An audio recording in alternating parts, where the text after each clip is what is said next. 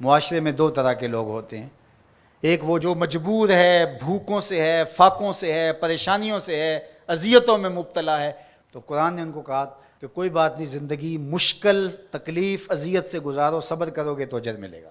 اور جس کے پاس دولت ہے، جس کے پاس ثروت ہے، اختیار ہے، منصب ہے، عہدہ ہے، اس کو کہا تو گھر کمرے میں بند ہو کے نہ رہ، جا کے معاشرے میں ڈھونڈ کے غریبوں کی مدد کر۔ جس کے پاس ہے اس کو رحم کا درس دیا، جس کے پاس نہیں ہے اس کو صبر کا درس دیا۔ اب مجھے بتاؤ، معاشرہ اگر ایسا ہو جائے گا، جس کو مشکل ہے، تکلیف ہے، وہ اپنی سفید پوشی کا بھرم نہ ٹوٹنے دے، وہ کہے کہ میں اپنی سفید پوشی کو داغ نہیں لگنے دوں گا، جیسے تیسے گزارا کر دوں گا۔ اور جس کو اللہ نے ثروت سے نوازا ہے، وہ کہے کہ میں اپنے ماتحت اور اپنے دوستوں، اپنے ہمسایوں، اپنے عزیزوں، رشتہ داروں، اپنے اطراف میں بسنے والوں لوگوں کی ضرورت کو پورا کروں۔ تو مجھے بتائیے کہ کوئی معاشرے کے اندر پریشانی رہ سکتی ہے؟ ایک گلی کے اندر 10 گھر رہتے ہیں، فرض کرو اس کے اندر 2 یا 3 گھر غریب ہوں گے، 4-5 گھر جو ہیں متوسط ہوں گے، جو اپنا کماتے ہیں، ضرورت کو پورا کرتے ہیں، 2-3 گھر جو ہے وہ امیر ہوتے ہیں۔ ایک گلی کے اندر 2 گھر امیر، 2 گھر غریب، 6 گھر متوسط۔ متوسط بھی اگر کریں تو اچھی بات ہے، اور اگر وہ گلی میں 2 غریب آدمی جو ہیں ان کی مدد 2 امیر کر دیں، ان کو اپنی فیملی کا حصہ مان لیں، تو اس گلی کے مسائل ختم ہو گئے کہ نہیں ہوئے؟ ان کی بیٹیوں کے رشتے قبول کر لیں، مسائل ختم ہوئے کہ نہ ہوئے؟ اس طرح گلی گلی، بستی بستی، صبر کرنے والے صبر کر کے دکھائیں۔ سیدنا علی المرتضیٰ رضی اللہ تعالیٰ عنہ سے روایت ہے، آقا کریم نے فرمایا جو اللہ کے دیے گئے تھوڑے رزق پہ راضی ہو گیا، اللہ قیامت کے دن اس کے تھوڑے عملوں پہ راضی ہو جائے گا۔ اس کے لیے کتنی موج ہے۔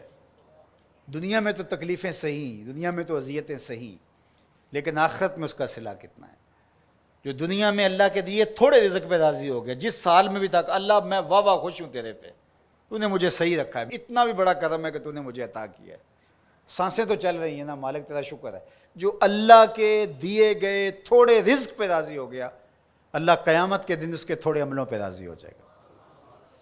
اور اس کا معکوس کیا ہے؟ جو اللہ کے دیے گئے زیادہ پہ بھی راضی نہ ہوا، ایک وہ بھی ہیں جو اللہ کے دیے تھوڑے پہ راضی ہو جاتے ہیں، اور ایک وہ بھی ہیں جو اللہ کے دیے زیادہ پہ بھی راضی نہیں ہوتے۔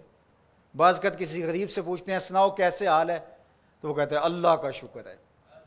اور بعض اوقات کسی فیکٹری کے مالک سے پوچھتے ہیں کیا حال ہے، وہ کہتا ہے چل ہی رہا ہے، آپ کو پتہ ہے آج کل گزر ہو ہی رہی ہے، اس کی گزر ہو رہی ہے۔ جس کے کروڑوں روپے بینک میں پڑے ہوئے ہیں، وہ چہرے کے اوپر کئی طرح کی لکیریں لا کر کے کہتا ہے بس گزر ہو ہی رہی ہے۔ کتنے لوگوں سے بہتر ہیں آپ جو نانے شبینہ کو بھی ترستے ہیں۔ تو اللہ کے دیے پہ راضی ہو جاؤ، اس کی تقسیم پہ راضی ہو جاؤ، زندگی سوکھی گزرے گی۔ نہ راضی ہو گئے تو پھر کیا کر لیں گے ہم؟ اگر اللہ پہ راضی نہیں ہوں گے تو پھر کیا کر لیں گے؟ پھر بھی تو ایسے ہی گزرے گی۔ تو بہتر نہیں راضی ہو کے گزرے اور آخرت کا سودا ٹھیک ہو جائے۔ تو ان کو کہا جو پھنسے ہیں، جن کی گردنیں پھنسی ہوئی ہیں، تم ہر حال میں اللہ کا شکر ادا کرو۔ اور دوسروں کو کہا کہ یہ تمہاری بھول ہے کہ ہم دیں گے تو اتنا کم ہو جائے گا۔ میرے حضور نے 3 قسمیں کر کے کہا ما نقصا مالو عبد من صدقہ، 3 چیزوں پہ قسم کی، ان میں سے ایک چیز یہ تھی، فرمایا میں محمد صلی اللہ علیہ وآلہ وسلم اللہ کی قسم اٹھا کے کہتا ہوں کہ صدقے سے مال کم نہیں ہوتا۔ صدقے سے مال کم، صدقے سے مال کم ہوتا تو حضرت ابو بکر صدیق اس دنیا کے سب سے غریب شخص ہوتے، جنہوں نے سارا مال دے دیا۔ حضرت عثمان غنی سب سے غریب ہوتے، حضرت عبد الرحمن ابن عوف سب سے غریب ہوتے، جنہوں نے 30,000 غلام آزاد کیے زندگی میں۔ تو مال خرچ کرنے سے کم نہیں ہوتا۔ اور یہ بات حضور ویسے بھی فرما دیتے تو کافی تھا، لیکن میرے حضور نے قسم کر کے کہا کہ میں رب کی قسم کر کے کہتا ہوں کہ صدقے سے مال کم نہیں ہوتا۔